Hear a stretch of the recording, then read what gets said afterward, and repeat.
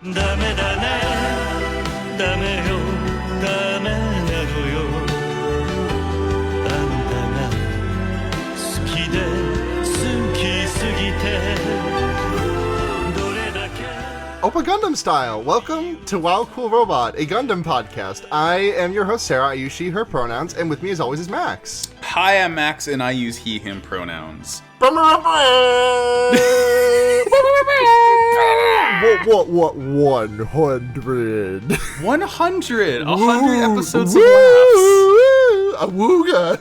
I thought you were doing Buddy Holly at first. Ooh, 100 episodes of robots.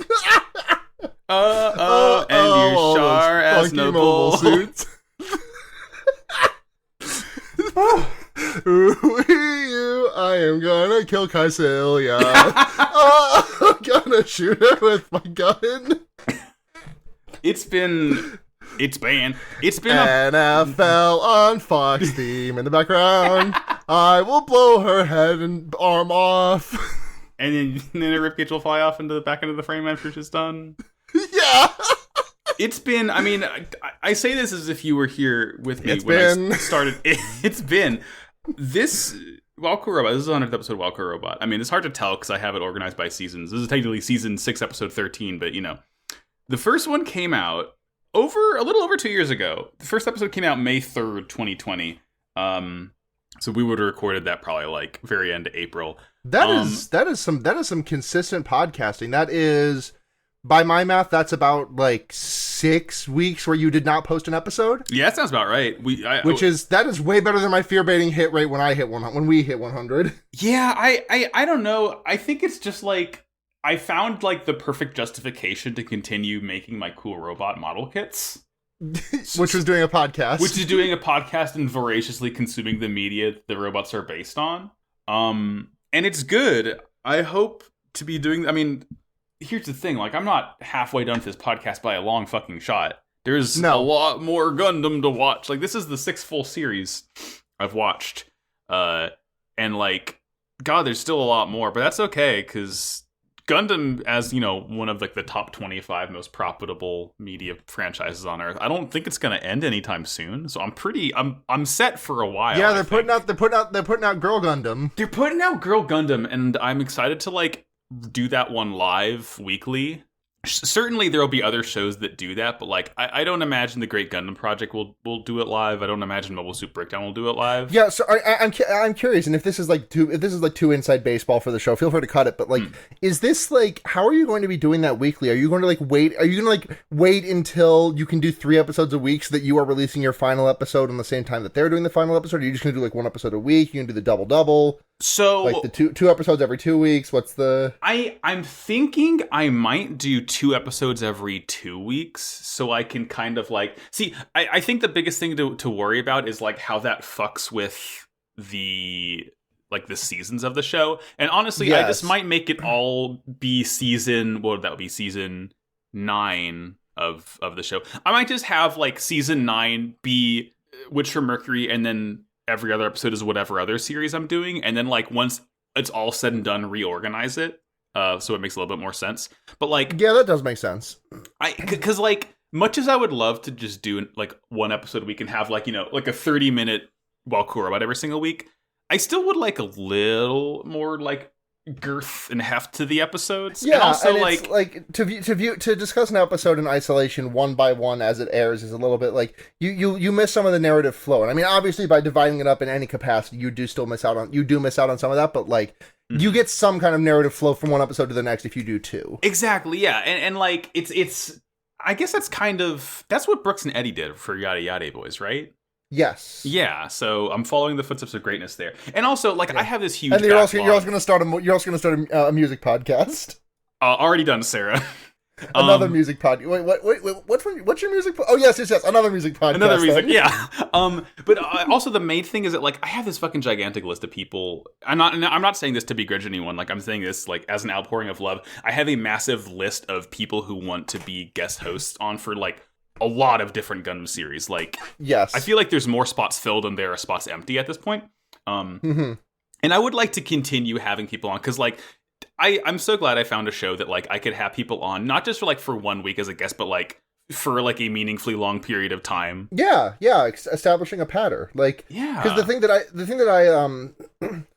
I found when doing this with fear baiting, and like I don't want to sound like I'm like slagging off anyone who has come on fear baiting for a single episode, but like when I did Soptember with Morgan back in September, I remembered like, oh yeah, this is what it's like to like be able to return to a pattern with someone every week. Like I love having new people on the show, and I do like the building blocks to be able to be like, okay, let's get the swing going, but like to be able to not have to not have to do that every week, it's like, you know, it's fun. It's fun. Yeah, exactly. It's like hopping back in the cockpit with your buddy, and then at the end you have to say goodbye to them. Shino and Yamagi, which we did not mention at all in the last episode. Oh my god, we didn't! You're right! We didn't bring it up. This is their official Wow Cool Robot apology. Yamagi was riding in Shino's lap while he was piloting Gundam Flaros. It was nice. It was epic. It was gay. It was epic. It was gay. We love it. Listen, again, Shino the man who did not know which one was the gay ear, so he got both pierced. Covering his bases. Yeah. Well, hey, Sarah, do you want to start talking about this show that certainly hasn't started taking a turn in any way, shape, or form? So, episode 38. Hunter of Angels. In a hard-fought battle, Mikazuki turns off the limiters and beats the shit out of the mobile armor, disabling the use of both of his legs in the process. Eok is incensed that the sacrifice of his men is being disregarded by the Seven Stars, so he hatches a plan of his own to avenge them properly, looping in Mr. Jazzly again. Kudelia and Atra find themselves upset that, despite his injuries, Mika hasn't changed, and Atra is sure that the way to keep him from throwing himself on every possible grenade he can find is for him to knock Kudelia up. Naze serves Orga some harsh words, but after a meeting with Mika, he reaffirms his goals, to make a place for Tekadon to be able to breathe easy. Yeah, this one starts out with top 10 anime fights. Yes, this fight is so fucking good. It's completely fucking nutty. Like, it does the thing every show does, where, like, you know, the first couple seconds of this episode, or the last couple seconds of the last episode, but I still love to see Barbatos's eye change from teal to red, and that's how you know.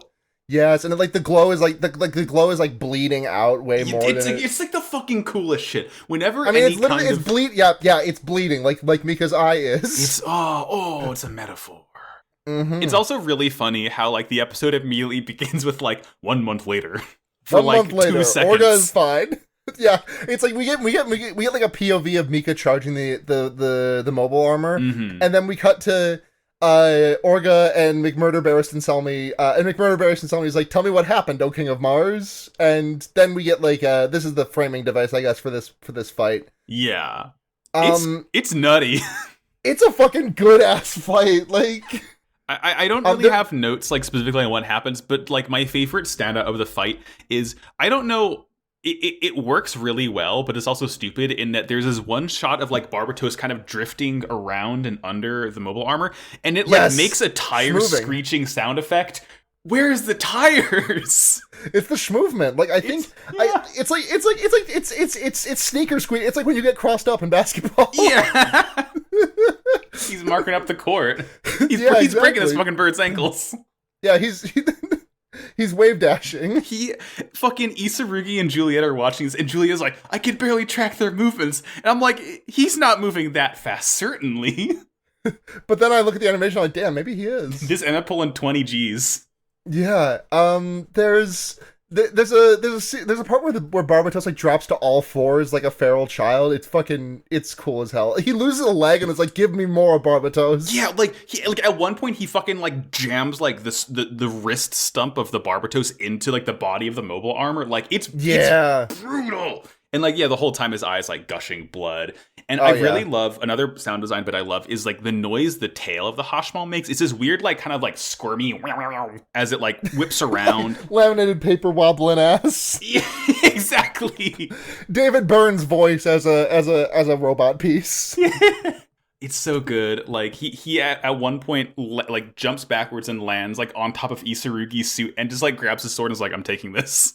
Yeah, it's so good. He's like, "Hey, can I have your Black Knight Greatsword? I know I didn't like save scum for it, but like I could really use it on this run." Yeah, and at this point Mika's strength is like 70, so he's good. Yeah. And like the fight ends with like the Barbatos's entire right side is fucked. Like Mika's cockpit is breached and the tail of the Hashmal is like inches away from his head, but he ends up like stabbing And he's just the control core of it with the sword. He's completely chill though. He does not fucking mind.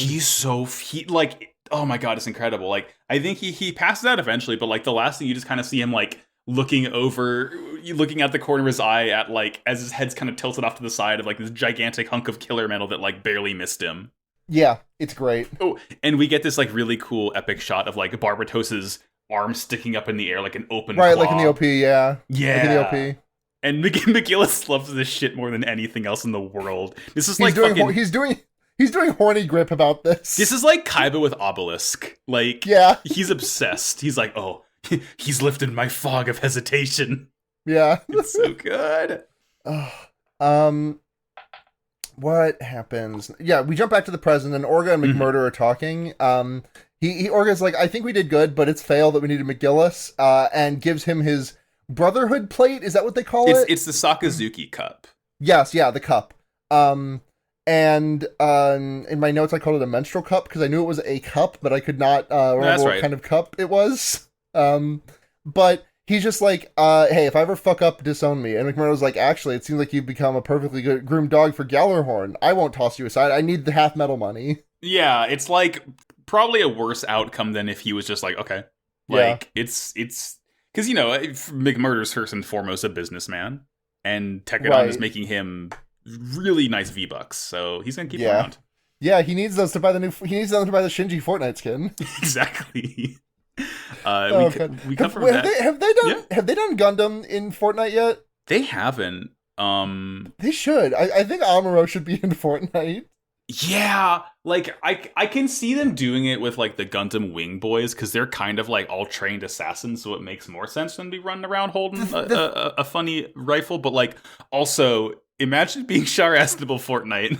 Yeah, I think if they do Gundam in Fortnite, like Char has to be one because he is the only real like icon that escapes like Gundam. Oh, he's the main character of Gundam, absolutely. Right. Like he is the one character that I knew before I started watching Gundam. Like, okay, I had seen things that were from Gundam, like the scene of the guy, the scene of the guy and the girl, and one of them's like, come to my birthday party. And I'll kill you. Yeah, that's from Gundam Wing. Yeah. But like show. Char, they should include that scene also. But Char should be in Fortnite. If he did the dance, it would be called Red Justice. I mean, he does Gundam Overwatch, which is like not Fortnite, but shooter adjacent. Yeah, that game's pretty fun. Yeah. It's really funny.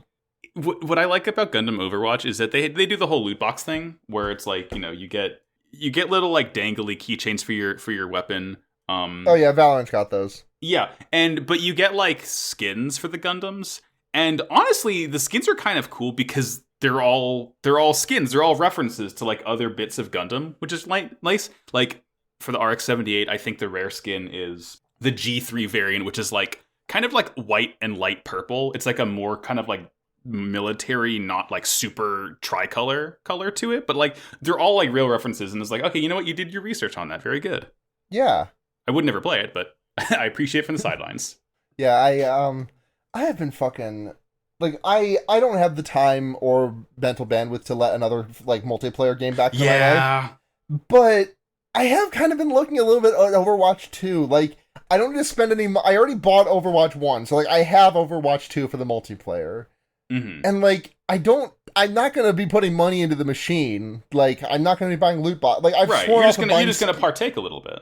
Right, and like I do this with League of Legends already. Mm-hmm. Yeah. But also, like, damn, I don't want to add another fucking first-person shooter to my lineup. Valorant's enough for me right now. Mm-hmm. So let's see. We see Jazzly. He's drinking. Yeah, Jazzly is just scheming. He's scheming. He's teamed up with Arian Rod now, like officially, kind of. Yeah, he's greebling.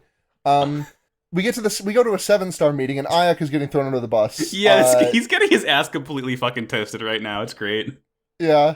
He's like, McGillis just gives the very true version of the facts, which is like, Eok followed me and set off the mobile armor. This is all his fault. And Eok's like, well, you were looking for the Order of the 7 Stars. Rustal, Julieta, back me up.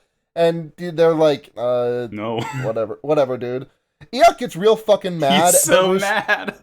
But afterwards, Ristal is like, "Hey, if you don't fucking get in line, I'm gonna cut ties with you and send you to the hell dimension."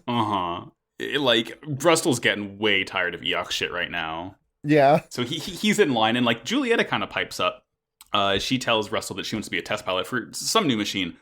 He kind of gets mad at first because he thinks that she's also trying what Eox's doing and trying to like kind of rise above her stature. But she's like, no, I just want to get stronger for you. Like, and he says kind of cryptically, okay, you can get stronger, but remember, you're here for a different reason than your strength. So yeah, and she says, I want to become the sharpest sword that you can rely on. Yeah, I want to become the sharpest tool in the shed. I want to be your Mika. Hey, Hatsune Mika. She wants to be like Grace Kelly. Good. Both great jokes in two different directions. Yeah. We're kind of doing tug of war. Yeah. So Naze goes to talk with Orga. Naze is like, he says he's in line to become underboss. I guess, because we learned that fucking Turbines has like 50,000 members, which is a completely insane metric, which is like about it's 1,000 more members than I thought they would have. Wait, they have how many? 50,000. That's too many. I kind of assumed too many. You did say the Turbines, right? Yes, just the Turbines, not all of Tewas, just the Turbines. I kind of assumed it was just like Naze's like one like home for battered and abused women like thing, like his ship and transport stuff. I did not realize it was a whole.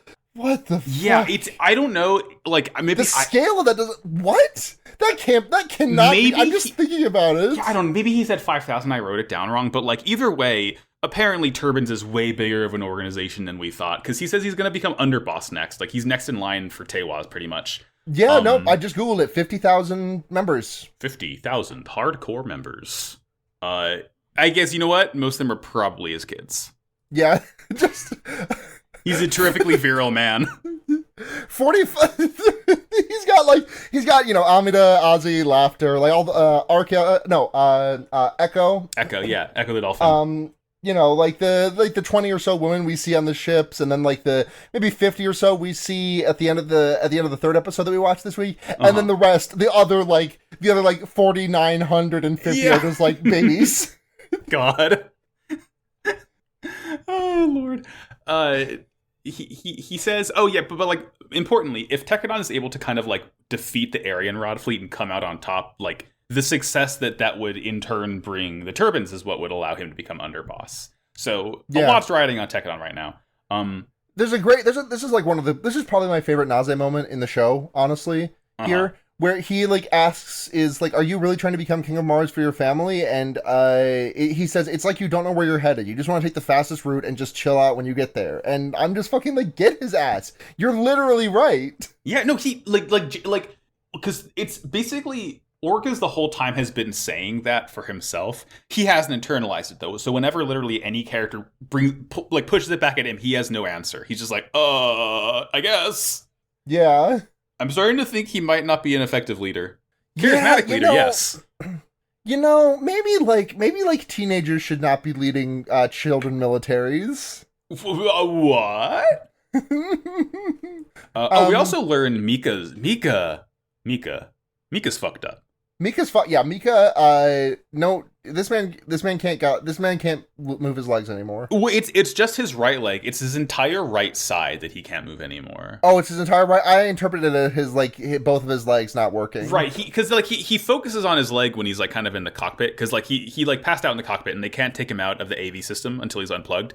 But critically, he can move when he's in the cockpit. Like he has full use of his body when he got those nanomachines in him. Yeah. But outside, he can only move his left side. Troubling. Yeah. He can't do legs now either. Yeah, he can't do leg day. Very sad. He cannot do the classic Eddie tweet of All Might saying, "Deku, if you use your arms anymore, you'll explode them." Yeah. And then him saying he can't do that. He can't do that. Well, he can do it with one. He can do it with one leg. He can do kick with one. He can do kick with one leg. He can do one very powerful kick.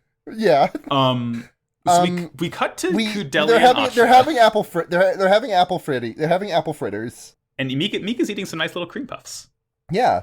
He can. We learned that he makes Hush carry him, which was already a great visual just to think of mentally. But then realizing that Hush is putting him in the fireman's carry. It's so good. Everyone fireman's we need a baby Bjorn for this guy. Please get this man a big baby. Put this man in a backpack. I want everyone to look like fucking Luke Skywalker from episode 5 as Mika's like the Yoda on their back. Please, I want the entire Tekadon to do Banjo-Kazooie impromptu cosplay. What?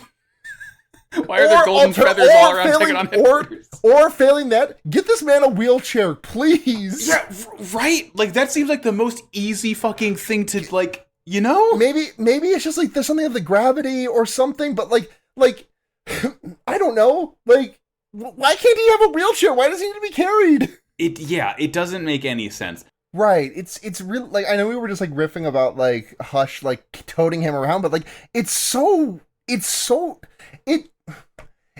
genuinely undercuts like the ups, like, I don't know. I feel like it undercuts his injury to me. Yeah. Like, I mean, there's certainly analysis to be made in that the only way he's ever willing to move around is if someone else helps him do it. But that's never, like, really stated. It doesn't seem to be, like, the viewpoint of the show. It just seems very incidental, something that the show's not really even willing to kind of go into. Because, I mean, there's an insane line he says later to Orga regarding, like, his disability and what that means with him fighting. But, like, outside of that, there really isn't much that... Yeah, that line, the end of this episode has like such a fucking rough vibe on it. Like, oh, this is. I think we'll get there, but I think it did a really good job of like balancing like it like in the moment it feels triumphant, like, oh, Orga's coming to his senses and Mikazuki's helping him, but then like you take like a single step back and you realize, oh, this is them both coming to the worst possible conclusion. Yeah, the situation's fucked. Yeah, this is bad. This does not seem good at all. They're both pushing each other off the top of a very tall roller coaster right now. Yeah, they're both shoving each other out of the way of Mickey's dick smasher, but it's to like 100-foot drop. Yeah. Guy and guy stand in the middle. Hey, speaking of dick smashing, so... So yes. Kudelia and Atra here, right? Kudelia and Atra, and they like, because like Kudelia volunteers to help with the farm work that Mika can't anymore, but he's like, no, you have to go be girl boss. And Kudelia and Atra are very sad that like Mika didn't change. Like, he came like incredibly close to death. He lost the use of one of his legs, and like he can't use his arm anymore or one of his eyes. And despite all that, he's still just like, yeah, put me back in, coach. I'm ready to fucking scrap. And Atra also feels like this, and so Atra hatches the genius plan of, hey, let Mika put a baby in you, and that will tie him down. Yeah, just insane. Like, I honestly, I think it works for the character. Like it's like a level of naivete I totally buy for Atra. Yeah, but it's also like, what fucking 50s housewife wrote this shit? Like, this is the conclusion. Tie your man down by getting knocked up. Like, and like, here's the fucking thing. It's funny, like, but it's also like, what the fuck? Like, going outside the wild turn that the writing itself takes, do they really think this is going to work on Mika, of all people? Right. Like, you don't think Mika is gonna you don't think like Kudelia is gonna come home and be like, Atra, it's Mika, and well, she's telling Atra too, because you know they all live together. Yes.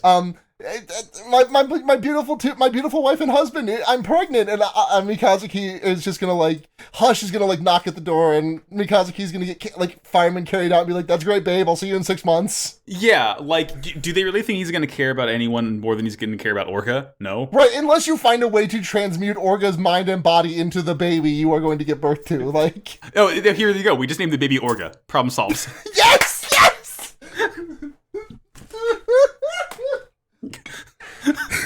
Okay, I need to fucking throw these drumsticks at the fucking I can't stop fidgeting with them. It's a drummer summer, baby.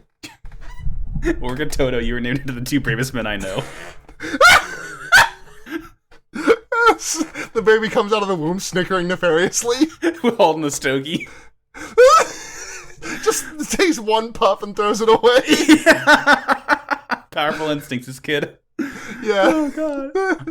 Christ. So we I think we get to Vinyolf next. Nicholas. Well, no, because hold on, I have to tell a joke, which is that Atra said, "Kudelia, shut up! I'm getting the fuck out. You're gonna fuck my husband now." Yeah, very good, very good. We cut to Big Blue, and McGillis is just talking with Isurugi about the aftermath of Baldwin after he perished in an unfortunate char moment. Yeah, he's super dead at the end for of real. last season. And McGillis is like, Barbatos charges towards destruction without reason as if to destroy itself. That's how cool it fights. It's epic. And he also says that a true revolution is a strong wind that blows away the stinky. Mm-hmm. He also has a completely insane line where he says, only through absolute power can this world be put on the right path. That's cool, man. That's a normal thing to say. Yeah. Regular things from this man. Really regular. We see a new character who I got really excited for because I thought she was going to be like introduced and have a name, but she's just a technician on the bridge that she just looks Vidar is fucking talking cool to. though. She just looks fucking epic. Like she reminded me a little bit of I think Mars from Heaven's Design Team. Let me look her up. Yeah. Have I talked about Heaven's Design Team on here before? Oh wow, she does look a lot like Mars, huh? Yeah. God, Mars rules. I mean, Heaven's Design Team slaps. I think one of your robots of the week was from Heaven's Design Team. Yes. No, I think it was a behind the voice actor. That's what. Okay, yeah. It was a Beyond Toon World. Yeah. Yeah. No, I mean, it's just like redhead in a boiler suit. It's a cool look. Julieta comes in. She's asking to pilot the new cool machine. And that's kind of it. Like Vidar's there, just talking to her. We cut to Eok puffy Seinfeld shirt. He's in his estate. This shirt is completely ridiculous on him. This scene is so fucking fun. Like, by the end of this episode, I don't think I love Eok quite as like loudly as by the end of the episodes we're doing here, I don't think I love Eok quite as loudly as I did at the end. I still fucking like Eok a hell of a lot. He sucks so bad. He sucks in a way you like to see. He's a fail son benevolent. Yeah, I just said that Eok is doing protagonist shit again. He's mad that Rustal isn't respecting his guys down. He's like, all right, I'm gonna have to call Jazly about this. Yeah, and like his men are like, please don't do this, sir, and he won't have it. Please, Kujansi, do not do this thing. We get another really cute scene here of a Tekadon hangar, and like, Flowers is there. Shino's Ryuseko is painted yellow. It's the Ride and Go now. And Shino's like, Ride, the color you pick fucking suck, dude. Why is it not pink? Yeah, the Ride and Go looks fucking sick. There's like a cool little blue like lightning bolt on the shoulder. Yeah, and it's got the visor, the eye zone. I don't know what the fuck you would call the eye optical spot. I don't know. It's like it looks like a T. Front. Yeah, it's like a front camera kind of thing. Yeah, it looks like a hammerhead shark, which is epic. It's kind of Minion. It's a little bit.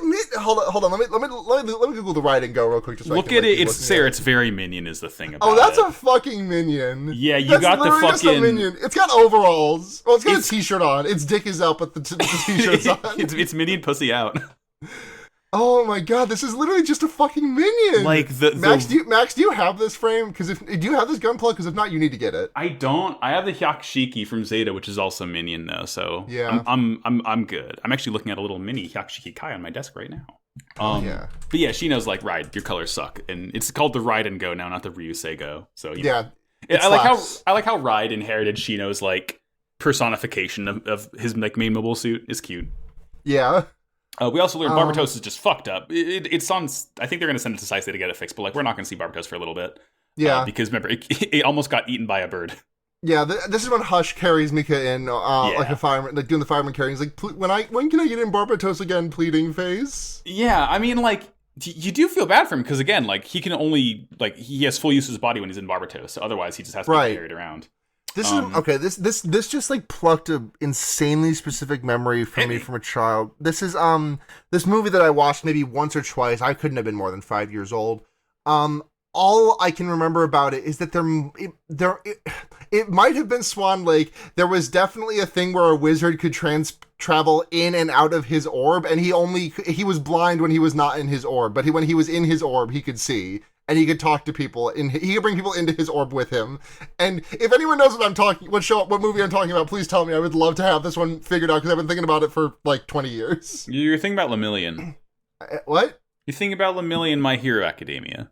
I don't think I'm thinking about Does Lemillion have an orb he can travel into where he's not blind? Is he blind normally? What happened the orb Lemillion is into is the real world, and then when he passes through matter, that's when he can't see because he has to turn his eyes off, and he can pull people in there too. It's 1-to-1. No, he can. No, the wizard can see in the wizard orb. He cannot see in the real world. So it's a reverse Lemillion. It's a reverse. Yeah, it's a reverse Lemillion. It's Limillion then, not Limillion. Yeah. Time to le. Time to le. Yeah. Oh boy, wizard. Oh boy. Oh boy, wizard time. I do say that all the time. Yeah. Hey, this last scene sucks. God, what the fuck even is the last scene? So, okay, here? there is a quick little thing of, this scene, yeah. Before that, Yukinoja and Maribeth are kind of, like, looking at the kids and looking at Mika, and they both feel mad, and they both know that, like, Orga is not gonna... Like, they both know that Orga's not gonna allow Mika to stop, and Mika's not gonna allow Orga to stop, so it's just kind of a fucked situation, and they can't do anything about it. But might as well collect that paycheck. Yeah. So, Orga's reflecting on Naze's words to him about how, you know, he's just taking the shortest path. He doesn't care how he gets there. He's just going to relax when he gets there without thinking. So he kind of like goes back to Mika, and he's standing over Mika asleep in his little bunk. And what does he do? He just says like, he says I'm not apologizing, but Mika was actually awake. And Mika crawls out of bed and like kind of tumbles out and like asks Orga if he thinks like his condition is his own fault. Like he's like, Orga, do you think this is your fault right now? Yeah, and he's like, Cordelia wants to make a world where they don't have to fight. I don't really get it. I can't live without fighting. And like, yeah, it's heartbreaking because he says this is an upside. Like, it's made things simpler. He doesn't need to understand anything Cordelia is saying. Like, all he can do is fight. Like, there's nothing to think about anymore. It's like, I think the child soldier may not be thinking about this thing rationally. Yeah. I am curious where this show goes with this because like. I feel like I definitely took this as a oh no scene where it's like, oh, they're going down a really bad path now. But I'm curious like what the show will do with it. Because we only have 10 episodes left. Yeah. Those are on the end. A lot can happen in 10 episodes. What can happen in like 3 weeks we'll finish this thing. Yeah. Ish. Yeah. Hell yeah. Damn. It's gonna be mid-June when we have like a post-mortem or it'll be like the end of June, I think. Yeah. Thereabouts. Damn. Well, hey, shall we move on to the next episode? We shall indeed. Episode 39. Episode 39.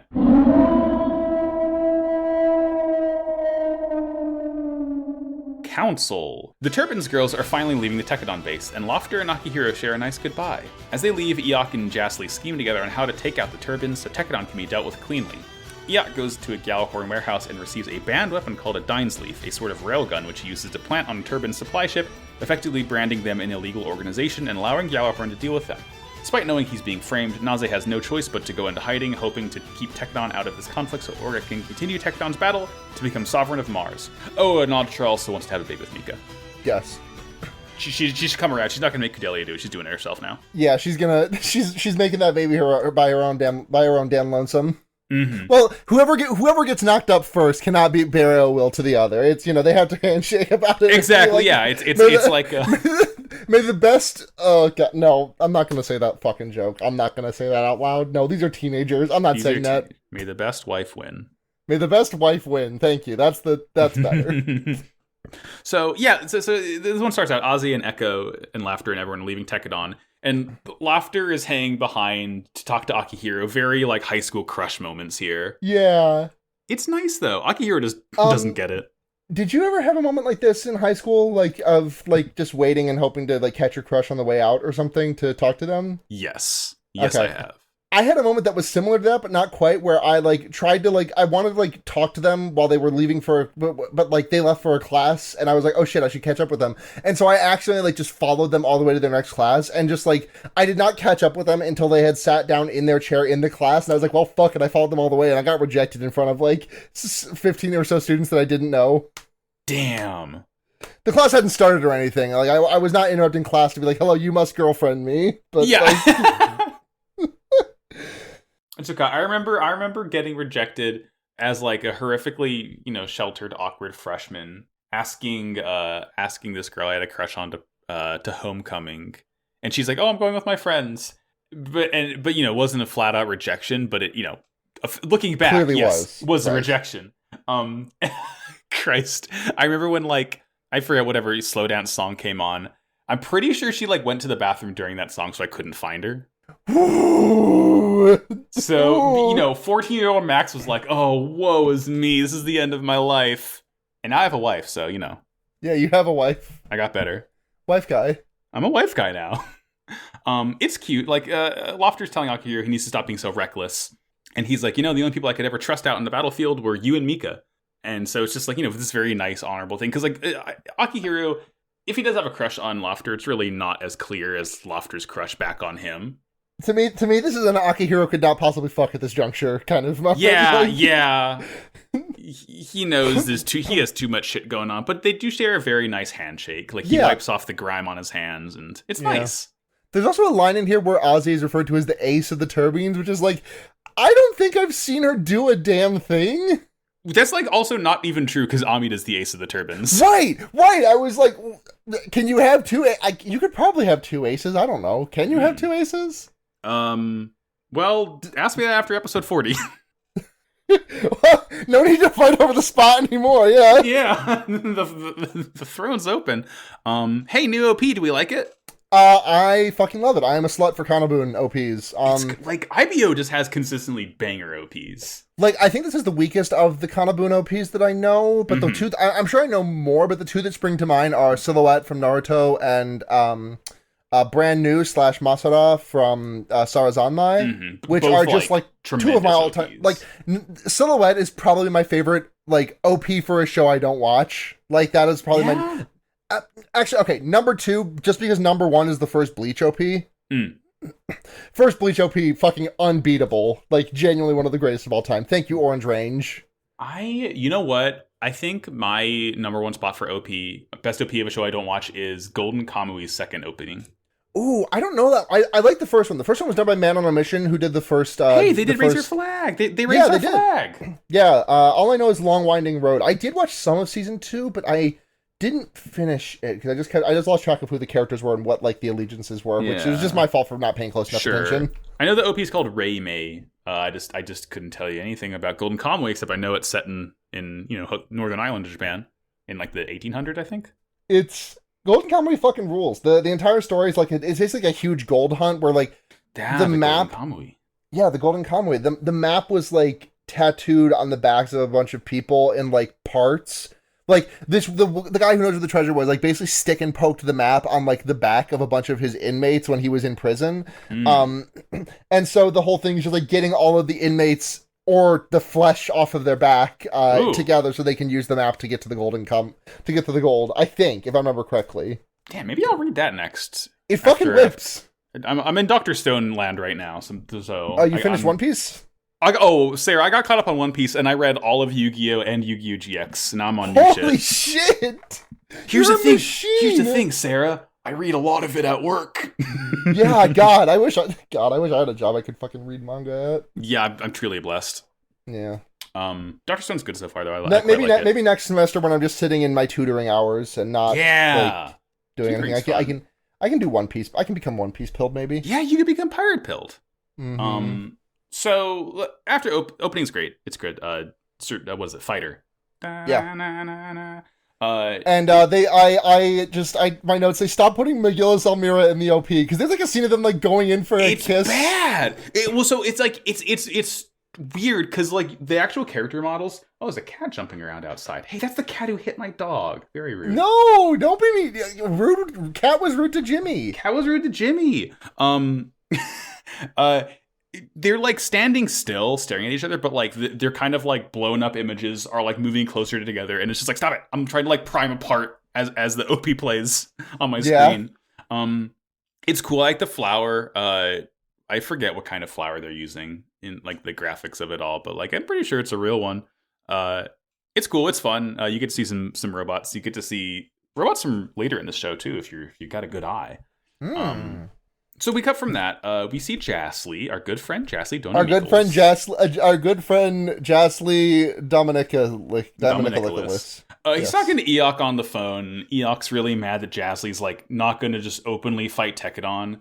And Eok and Jasly's like, all right, no. Come on, Eok is so fucking funny. He's like a dog. He's like a dog. He doesn't know anything. He goes to Jasly. He's like, grr, kill Tekadon, grr. And Jasly's like, actually, turbines, grr. Yeah. Like, it's like, they're the ones pulling Tekken on strings. They super aren't, but, whatever you need to say to get Eok to go ham on them, sure. And also we got to see Eok is performing war crime. Eok, yeah, Eok is a bit of a Kissinger moment. Bit of a Kissinger moment. So it's a thing called a Dainsleif, and we'll see it in action later. And there's like some confusion. We talked about this in the Discord a couple days ago over like why this thing is a war crime weapon, because it doesn't really seem to be that like more powerful than a regular gun. I mean, to me, the thing immediately clicked for me. Like, if this gets through the coding that all of the ships have, like, this is like one of the few weapons that could like destroy a passenger transport ship, as we may experience. Like specifically because they talk about how the Flauros also has railguns on it, but they're not Dainsleifs. And what's it's like they used like a different ballistic or something. Yeah, specifically the Dainsleif warheads are made of half metal. They're made of Gundam material. So it's like more destructive and powerful and dangerous than anything else you could load it up with. It's not nuclear. They don't do like nukes in this Gundam. But like it's basically the equivalent of that. Like it's just stupidly powerful and will destroy anything you fire it at. So it's probably fine that Eok has them. Yeah, he's I just, my notes just say he's gonna use something banned by treaties. It's probably fine. Oh yeah, and like he's usually going behind Kissinger. Henry Kissinger watching the show and just being like, "Damn, he's just like me for real." He's just like me for.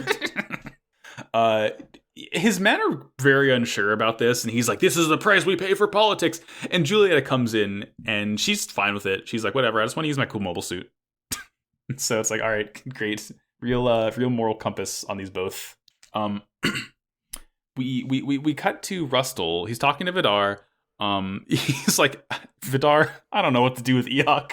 Yeah, he's great. His frankness and passion can move people. I guess, sure. I mean, all of his men love him. It moved me. Yeah, right, exactly. And he Frustle says like if Vidar would remove his mask, Eok would like kind of be toned down. I guess like seeing this Galileo, he wouldn't try so crazy to fight McGillis because he knows McGillis is less of an effective fighter if he knew that he couldn't kill Galileo, maybe. But Vidar's like, I can't do that until I ascertain McGillis' motivations. Yeah. He's like, after all, I was killed by him. Bum, bum, bum. Who could it be? Who's under the mask? Who could it possibly be? The Guess Who board is running very thin.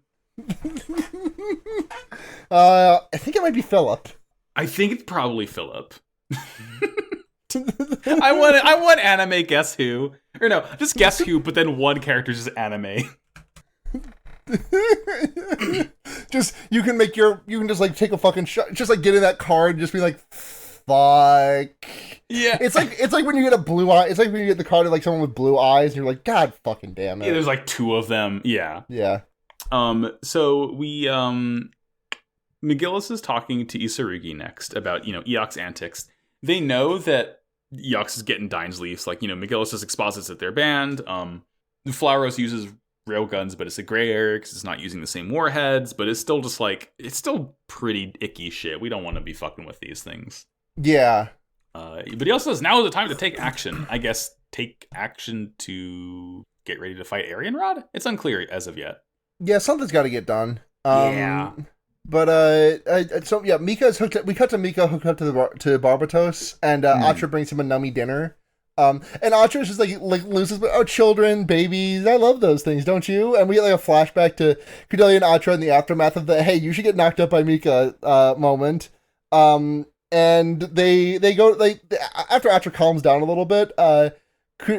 She explains that like someone once told me children are like clamps. You can tie a husband down by getting pregnant, which is like. Again, it's very fun. Like, I believe Atra is this level of naivete, of like social naivete, that she thinks this is like a good idea. And like, she's young, of course. Like, yeah. She's like, what is she, like 13, 14 maybe? She's like 15 or 16 by now. Honestly, even at that age, not really cognizant of the fact that like having a baby is like a whole ass, holy shit, that is a baby ass baby. That's a whole ass human. Jesus fucking Christ, huh? Yeah. But Cordelia is like, why don't you get knocked up then? And she says, oh, I'm not good enough. I'm small potatoes. Yeah, I'm no importance. And then Cordelia's like, you are good enough, actually. You're wonderful. Mika love you. And she says, okay, let's do what we can to tie him down. No grudges for whoever gets properly knocked up. Yeah, it's so funny, Atra's voice actor. in the dub. She goes, so about babies, they sure are great, aren't they? Just like so fucking awkward about it. And like she's just trying so casually to mention babies to Mika, and Mika just goes, babies look like a tasty ham. Crack me the fuck up. Tasty ham. Yeah, nice baby leg, tasty ham. Yeah, and her face just falls. She's like, yeah, and then she's like holding the food out of reach, so Mika can't eat anymore. It's cute. Yeah, rude, but cute. Funny. It's only funny because he's hooked up to Barbatos at the moment. Like if he was not hooked to Barbatos, that'd be a real fucked up thing for her to do. Yeah, seriously. We get the eye catch, and then we cut to the Turbines having a cute little reunion. Yeah, echo time. Amida rats on Laughter's crush, and Naze is like, hell yeah, love is love. And then he says, my wives are my daughters. Yeah, that's some weird shit. Hey, Naze, elaborate on that. No, don't tell me any more about this. The more they elaborate about Naze's feelings about the woman that he employs, the worse my opinion gets of him. Yeah, because like, this is the Naze backstory. They're like if he didn't die at the end of these episodes, the next time he was asked, he'd be like, they're my wives and my daughters, but they're also my mom. Yeah, they're the Jessies to my Kyle. This is the fucking Naze Turbine backstory hour. Like, because Amida notices that Naze is drinking cheap booze, and she's like, "Oh, that's what you were drinking when we first met." And way back when, who knows how long? My heart stopped. Young Amida already fucking ultimate, the MILF #1, but like young Amida, are you fucking for real? It's how did Naze land her? How? He's just doing Jake. He's doing Jake Marshall. He's Jake Marshall. He's soft Jake Kimberly. He doesn't look any different. Right? He just looks the same. Like he's got the facial hair that has 16 lines of eyeliner drawn vertically on his chin. He has the fucking Sanji special. It's like Whiskers, but worse. Yeah, Worsekers. It's my favorite Resident Evil villain. Fuck! Same joke! Albert Worseker. Albert Worseker! When you're editing this, you will absolutely hear me say Albert at the same time you start that sentence. Okay, good. Amida was right. Naze hires Amida to be his bodyguard when he's trafficking. First of all, trafficking what or whom? Naze? Yeah. He was a trafficker, she was a merc. Do not ask. Can I make it any more obvious? It's the comment that's like states rights to what? Yeah, exactly. Can you say it out loud? Also, Amida, when they first meet, says, most people back out when they find out I'm a girl, which there is no logic to this, but I am confirming this is a trans Amida moment. So, cosign, because that's the real shit you just said. Thank you. So she ends up quitting. I have logic for it now. She used to work with the same last, I don't know what's Amida's last name? Does she have one? I think it's like RK or something. Yeah. Hold on. It's Amida Arca. Amida Arca. So she used to go by a different name, but she was still something Arca, and now she just like went by Arca, for hire. And then people are like, wait, weren't you a guy? And she's like, no, I'm not, dipshits. And like hits him with the bird. There. Exactly. Amida trans. So she and she's his bodyguard for a while, and she ends up having to quit. She wants to go work for this women-only shipping company. This basically like kind of takes in and hires women who are in rough situations, and it kind of like seems to take advantage of them. Women who can't go anywhere else. Very like rough and tumble job. And Naze gets the bright idea to help her out, and like essentially the Turbines got started by him, I guess, taking over these companies and hiring them out and everything. Maybe.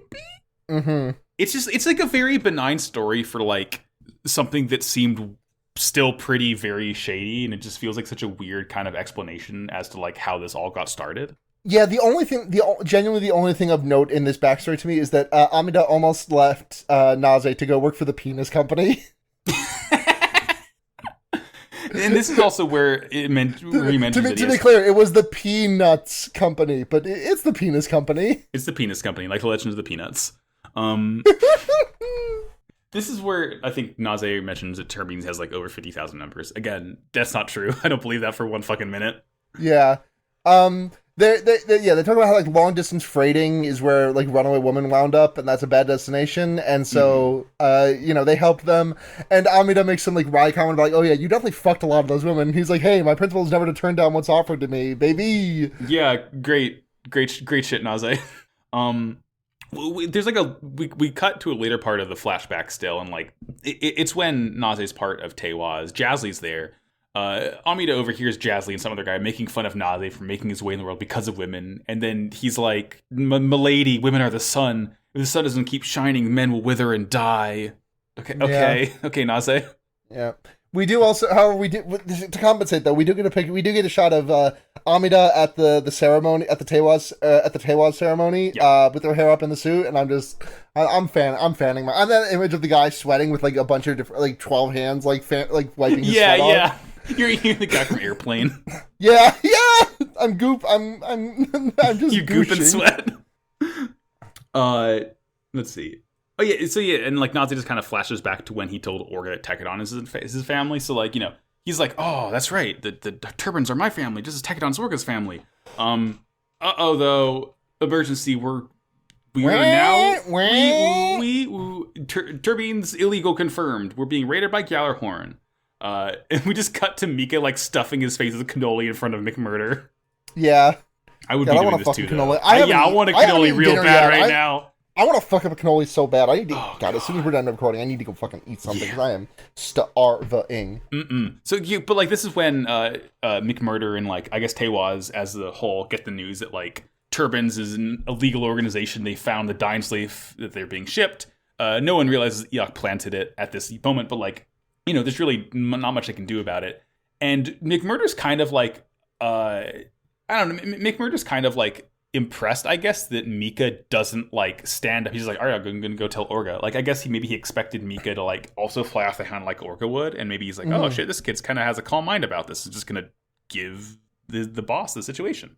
Yeah. Let's see. Oh yeah, Orga calls McGillis about all this, about the whole Turbines Dying Slave situation. Orga feels like it's his fault because he assumes that it's like the Flaros' use of the railguns that's like drawing all this attention to it. But at this point, like, the Arian Rod fleet is in charge of the investigation. McGillis can't do anything. He's kind of like, his hands are very much tied here. Right. And it's all Jazly's fault. It's all Jazly. It's all of my worst enemy Jazly's fault. Mm-hmm. Yeah, and he says a fucking wild line of like, because I guess Jazly's also like in the contention to become underboss, because he says McMurdo will have to rely on whichever one of his sons lives through this. Yeah. Like, yeah, oof. All right, villain. Just tremendous. Yeah, just plays like a goddamn fiddle. Yeah. Turbines got sold up the river, and Orga calls Naze to be like, "Please, let me help. Let me throw myself on this grenade." And Naze says, "No, we're illegal now. Fuck a you." Fuck a you. Yeah, it's. And then he's like, also, this is probably a trap to lure in Tekadon, so you should probably steer clear no matter what. Yeah, he has a point. And that's kind of where the episode ends. Yeah, he says, "Becoming the king of Mars to make life for Tekadon easier for Tekadon members." You said that. Keep looking forward. Protect Tekadon, your family. That's episode. Change the world, my final message. Yeah, literally. Yeah. And that'll bring us to episode 40.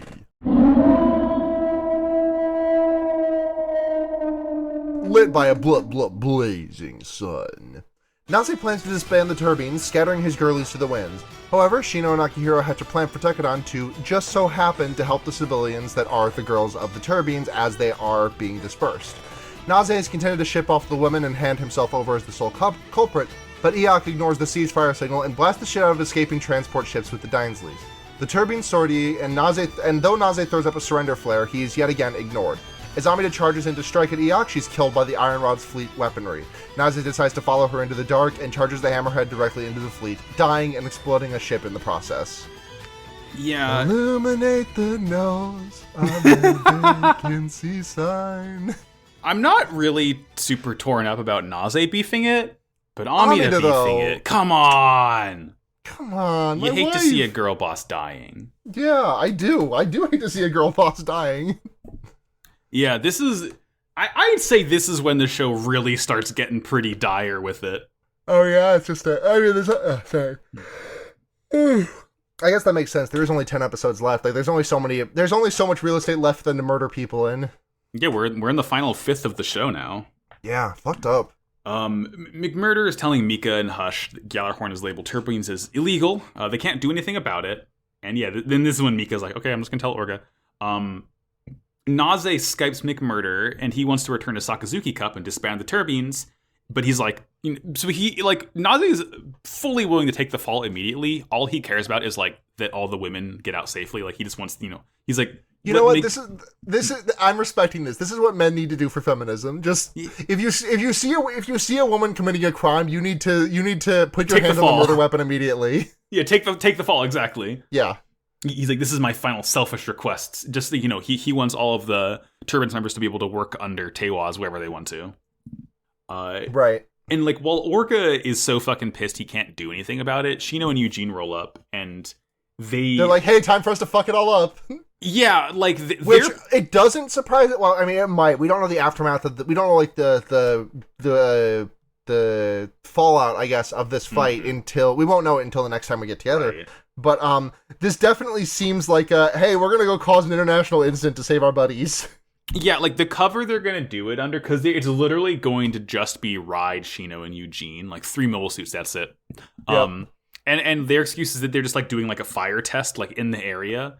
And they're not gonna, like, actually... Well, they say they're not gonna fight. They're just gonna help escort the girls out, but... Oh, come on. We know. Yeah.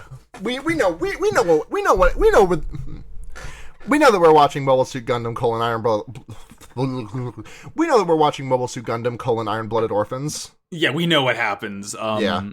But they're insistent they're not gonna let anyone stop them. They say it's gonna be fine, so we have no choice but to believe them and hope they're right. Yep, nothing bad will happen. Yeah. We cut to the Turbines evacuating their relay base. It's like a cool asteroid kind of thing. Very Mario. Yeah. Have we seen this? We haven't seen this before, right? We have not. It reminds me a lot of an asteroid base from Gundam Wing, but it's really cool. It's really cool that they show us something like this, and it's just like this is the one time we see it. Like it's a really cool setting, and I really appreciate them just like doing like, hey, we got this. Haven't shown it to you yet. Not going to show it to you again. Yeah. Bye. It's like, by the way, Naze has a cool rock. Anyway. Yeah. Yeah. He has a cool rock. Oh god, what type of rock is Naze? What EMZ is Naze holding? I mean, I feel like flying EMZ makes sense. What with the whole turbines thing? To me, for some reason I immediately go to Steel EMZ. I think he's gonna corkscrew. He does in this episode with a corkscrew crash. Okay, there. Oh my god. I don't even know what the flying Z move is called off the top of my head. It's called, like, Stratospheric Sky Strike, I think. Oh, yeah, Supersonic Sky Strike, yes. That's what it is, yeah. Yeah. I always know Bug is Savage Spin Out, which isn't really anything. That's what Barbatos did against Half Bug and Dragon are the two that I just, like, do not know. I don't think I know what Normal is. No, Normal is just Breakneck Blitz. Yeah, Breakneck Blitz, yeah. Some fun names. Yeah. Better than just Max Hailstorm. Suck Job Hydro Vortex. Super Slayer cum jetting machine. God. So Naze, he wants to pilot Hammerhead. I'm sorry, did you just say, my brain didn't process that. Did you just say the words to me, Super Sucker cum jetting machine? Yeah, hold on. So this is they're using cum as in, like, the Latin. Yeah, like summa cum laude. Yeah. Is it pronounced laude? I think it's laude. Oh, okay. Well, summa cum laude. Yeah, it's summa cum laude, I believe, is the correct pronunciation. Summa cum laude. It's oh, my files are too powerful. Okay, let me just copy the image link then, because it's, I mean, presumably something to do with cleaning and sanitation, and it's like it can suck and it can jet, but you get that one word in the middle, it kind of turns everything on its head, doesn't it?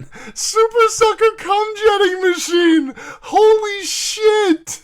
I think there was a recent Pod of Greed episode where Dan said this, and the episode was called Super Sucker Dual Jetting Machine or something like that. Yeah, it's good. It's funny. I feel bad. I pushed back on Dan that one time, and that was before I kind of knew the truth of the matter. Before you knew the truth of Super Sucker Cum Jetting Machine. Exactly. I regret my words and deeds. Let's see. Naze wants to pilot Hammerhead by himself, act as a decoy for the enemy so everyone else can escape on the launches. Gjallarhorn is closing in. Gjallarhorn meaning like Eok and his regiment. Like, it's just, he's doing this on his own. Yeah, his own little branch of the Iron Rod fleet. Yeah, and like we get a kind of like Jaws moment where like they see the relay points being deactivated as he closes in, like from their sort of like navigational. Yeah, computer. it's a really cool shot of like the radar of like the oh shit, nothing past this thing is like we're not getting any signal past this point. Something's coming for us. Yeah. So Eok launches his Dinesleaf team, and like these are meant to be fired from a mobile suit. Like we just see a bunch of grazes, I think, like just holding these things, like these like big orange and yellow. They look like kind of like crossbows a little bit. Right. Yeah. They do. No. Actually, to me, what they look like is like those full body bows, like a bow you might see in like on an Orlando archer. Oh yeah, they're using like the fucking dragon bow. Yeah, they knocked Naze off the. they knocked Naze I want to see Naze ragdoll off the fucking parapets. Yeah. Amida orders Azzy and Laughter to protect the escape ships, because, you know, as we all know, and she says, mobile suits can't puncture this armor. Well, I guess they don't know about what a Dinesleaf can do, maybe? I don't know. So Naze and Amida head out alone, and it's like how they started. You know, Naze is on the ship, and Amida is like the bodyguard in the mobile suit. Yep. Shio says, I'll be your vanguard so you don't get beaten to a pulp without any defense. Yeah, I'm here with you to the end, hubby. Wifey. Also, just jumping back a bit, I just want to talk about a conversation that I skipped over because I was not paying close enough attention to my notes. When Akihiro, Ride, and Shino are like, hey, we're gonna go be the blowjob brothers and fuck everything up and save the day. Shino refers to the Gushan Rebake Full City as the muscle suit or muscle unit, which I just think is funny. It's like, good. It's like Akihiro's like, what the fuck are you talking about? It's like, you know, it's better than 2nd Regiment or whatever. It's cool. I like that. It's better than number 2, but it's not better than Gushan Rebake Full City. Yeah, it's like this. I like when like the word is a mouthful like that. Yes, like it's yes. very I've expressed this on Special Grade Snacks before that like when they translated some of the moves in Jujutsu Kaisen for the anime for the show, they made some of the names like better, easier to say. Like, I'm trying to think of an example off the top of my head. I think when Fushiguro does the frogs with wings to fight Toto, like he calls it like bottomless well or something, but in the manga it's called something way more clunky and unwieldy. Like some of the names stick through it. Like Self-Embodiment of Perfection is a fucking great ass name that I'm really glad did not get made something a little more clean. This is also part of the reason why like the JoJo renames have such an effect on me. Right. Sarah, have you ever played Wonderful 101, Sarah? I've not. I need to. I know. Okay. Is it on the Switch? Did that happen? I can't remember. Yeah. Oh yeah. No. It's like a year or two. But the final. Do you care to know what the name of the final attack you do in that game is? Oh, go for it. It's so fucking funny. It's called the final ultimate legendary Earth Power Super Mac Justice Future Miracle Dream Beautiful Galaxy Big Bang Little Bang Sunrise Starlight Infinite Fabulous Totally Final Wonderful Arrow. Hell yeah. It's fucking good. I love when attacks are just like stupid shit like that. It's really good. I genuinely fucking love it. It's great. There's also we get a kind of weirdly like emotional scene from Mika of all people, because we get a quick cutaway as this battle is taking off of Barbatos is getting repaired on Saisei.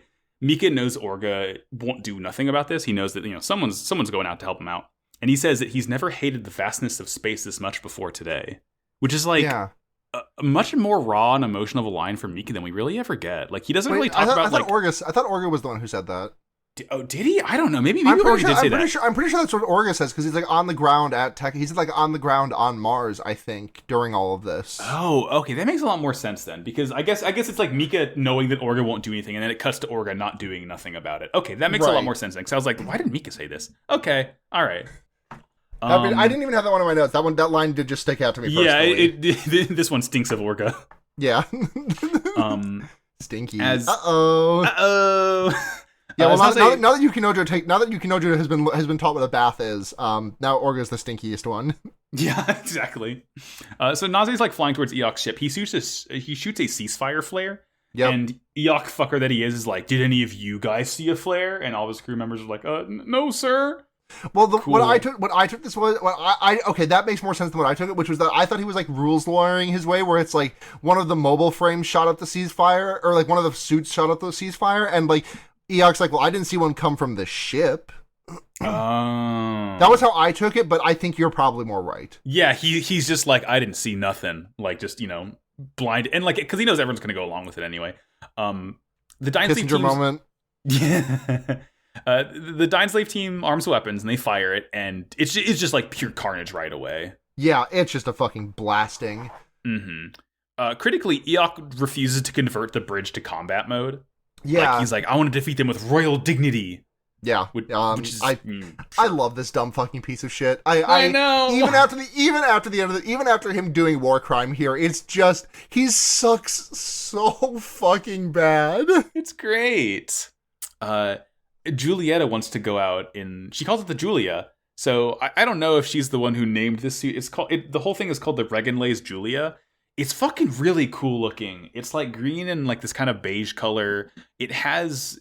It doesn't have the same kind of face of Regenlays does. It has kind of like more of a bird face, and it has these two fucking really sick like Ivy Soul Calibur sword whips on each hand. Yeah, that's also my reference point.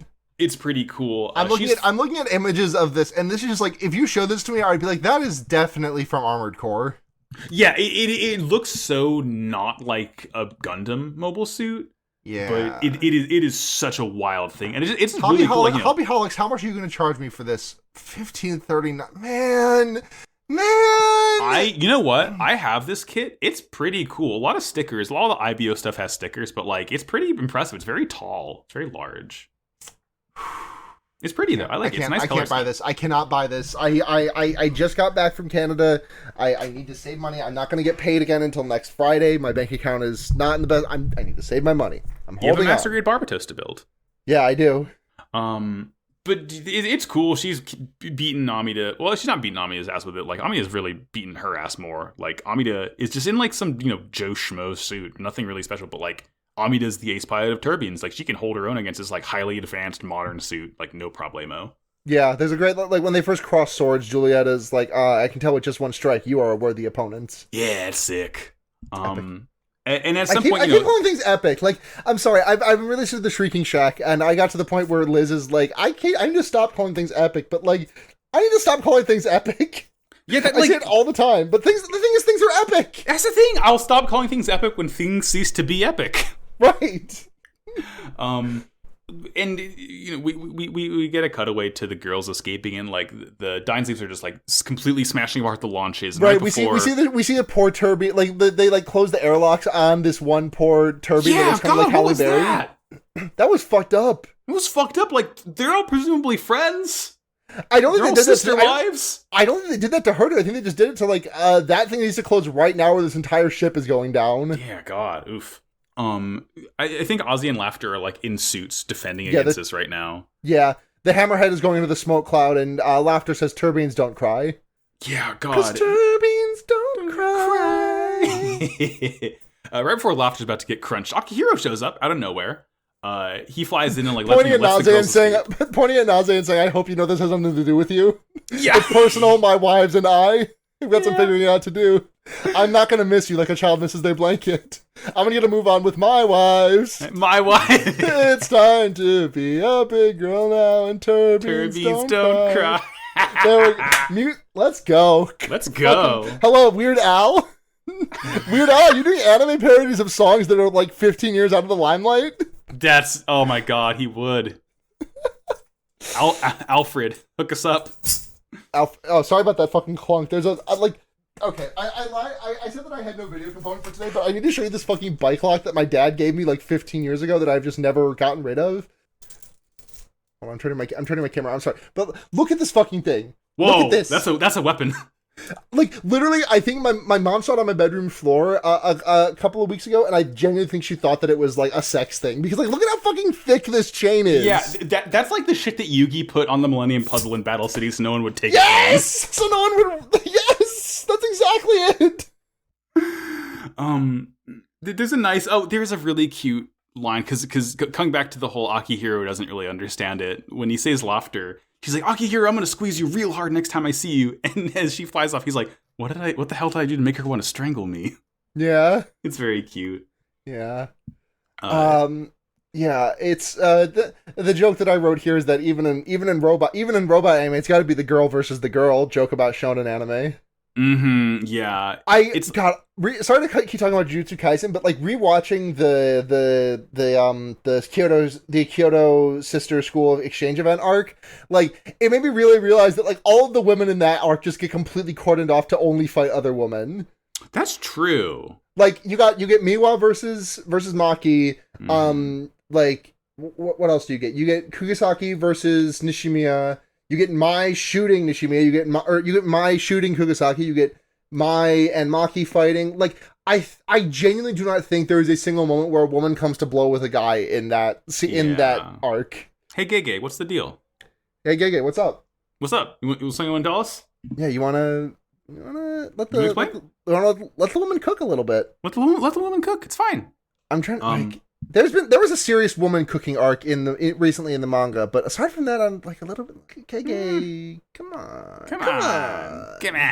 But God, okay, this is like this is not really.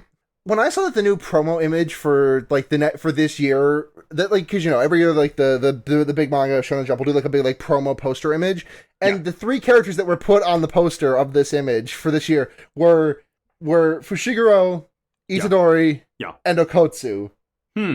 I just about lost my I mean, like, I don't want to say.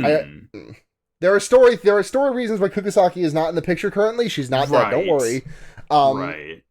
But like, Giga, come on, you got. I mean, she hasn't been in the story for like a year at this point. Sorry. You should probably like warn for like very mild manga spoilers of Jujutsu Kaisen. I'm just. Yeah, come on, bud. Come on. You promised me you wouldn't just schlep this. You promised me that she would be epic. It's like it's hard to give him the credit that like Oda One Piece has. That's like maybe the only mangaka who has like the most perfect idea of like every story beat from the future, where it's like that you're gonna bring the character back. I know that she's going to come back, like because like otherwise Gege is just doing some extremely sloppy storytelling. But it's like. I'm Reggie. I'm doing the Reggie tap in my watch over here. Like, come on, but I only got so long I can wait. It's time. Yep. Anyways, my grievances with Mr. Akutame aside. Sure. Akutami. So fucking Naze is happy that someone Tekadon showed up for him, even though like he never told him to. Yeah. He keeps on firing surrender shots. He's like flying towards Eok. They're ignoring it. They're like firing on the hammerhead. They're like slamming this thing with Dine's leaves. Genuinely seeing the hammerhead go up in smoke was more upsetting to me than seeing Naze die. It's like when you crash your car at the end of Final Fantasy 15, where it's like the car is the 5th party member. It hurts. It's like this. It genuinely like we get like when the hammerhead explodes, we get like shots of the interior of that red room where Orga and Naze always met, like the playpen. Yeah, the baddie room. Yeah, and like it really had tones of like. Are you familiar with Bloom County? Yeah. Do you remember the very last Bloom County comic strip, that Sunday strip of like Opus walking into the white page of like, and like you get like just these like empty spots of like Binkley's closet open, empty, like the place where Cutter John and everyone, the tree where Cutter John and everyone would sit, like empty, Opus's television, like no one in front of it, unplugged, like just these like there's just these empty spots that like you'd spent so much time in during the duration up to that point. It really got me. That genuinely, that Bloom County strip like almost moves me near tears every fucking time I see it. It's like locations can be characters. Yeah, and like that's what we get here. Like as we see, we also see like Naze's body floating on the bridge. Amida like rolls out to get to him too, and like with like because her suit's like kind of fucked up at this point. She fires like one final shot at the bridge, and like it completely cracks the glass because Eok didn't put it into defense mode or whatever. Yeah. Julieta ends up killing her after she fires that one shot, and like the kind of ending is Naze is like floating, and Amida's fucking force ghost comes down and like embraces him. There's just so, like I just have so little to say about this, just because like I don't really care about Naze that much to be upset about him beefing it. Like I'm not happy that he's dead because like I did have fun with the character. Like I said in the Discord, there's nobody in the show that I like that shows up and I'm like, fuck this guy again, except for Almira, which is not her fault. It's McGillis's. Right? Yeah, she's innocent in this. Yeah. But like, yeah. Yeah, I mean, like Naze dies, Amida dies, and like everyone knows because we see like all of the and it's like freaky because it's like silent, like everyone's just crying, but there's like no sound, and like just you see Ozzy and Laughter and Echo, and even Orga's crying over Naze, and it's just like, damn, shit. Everyone miss him. Everyone miss him. Where's Jake Marshall gone? You're going to love this. Trust me. Beyond Toon World! But it is Beyond Toon World time. Uh-huh. So today we have one David Vincent. This is the voice of Naze, because... Yeah, I figured. This is, last time we're going to see him. I wanted to do Amida. I might pop Amida up and just because give you 2 or 3 roles, because again, last week for Amida as well. Yeah, respect women, very few left. Respect women, yeah. He was born August 29th, 1972. He's been in a lot of stuff, if you would believe it. So the Gundam stuff, in 2015, Gundam The Origin, he voiced Gaia, who was one of the Black Tri-Stars. Remember those guys? No. They were the fucking Dom team who did the cool turbo attack at Amuro. Sorry, let me go one more time. What were they called? Black Tri-Stars. Were they the ones that did the explosives? No. They were the guys. Oh, these motherfuckers. Yeah, yes, I remember them now. Gaia, Mash, and Ortega, my friends.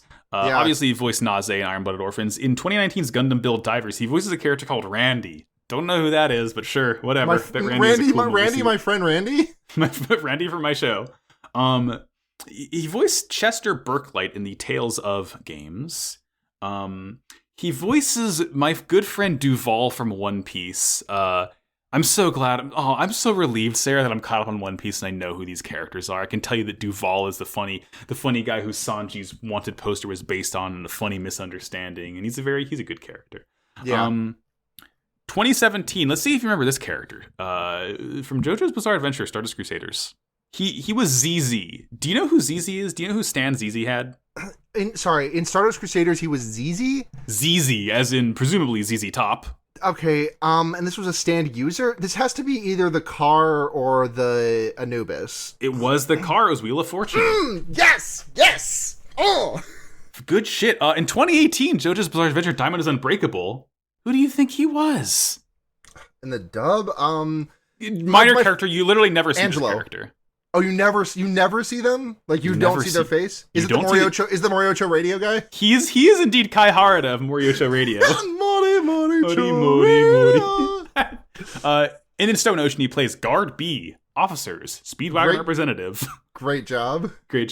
Hey, 2009, Blaze Blue, Calamity Trigger, Jin Kisaragi. Let me look at this motherfucker. And Hakumen. Oh, that's a twink. That's a twink. Yeah. Twink confirmed. 20, why do I keep on saying 2009, 2009, Tekken 6, and all the Tekken games from then on. He voices martial law. Oh, hell yeah. Yeah. More fighting games. 2010, Super Street Fighter 4. He voices T-Hawk. Oh my god, he has a gun now. Yeah, he has a gun. Here's something. Persona 4. He voices Daisuke Nagase, who is the strength confidant. Oh, is that the basketball boy? I thought the tracksuit looking guy, yeah. Yeah, okay. He's one of the choices for the social life. Yeah, I forgot there's 2. Yeah, because you get the other boy. You get the basket. That's the baseball? Soccer boy. Soccer. Yeah, well, it's sports. 1997, little game called Castlevania Symphony of the Night. He's everyone's favorite vampire hunter, Richter Belmont. Oh, good for him. I prefer to play Richter over Simon, because Richter's cooler.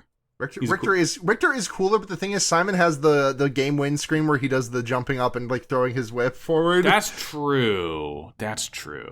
2006, Bleach. He voices Grimjow. Oh, hell yeah. Yeah. That's Arcanine. Arcanine. Arcanine. 2016, Mob Psycho 100.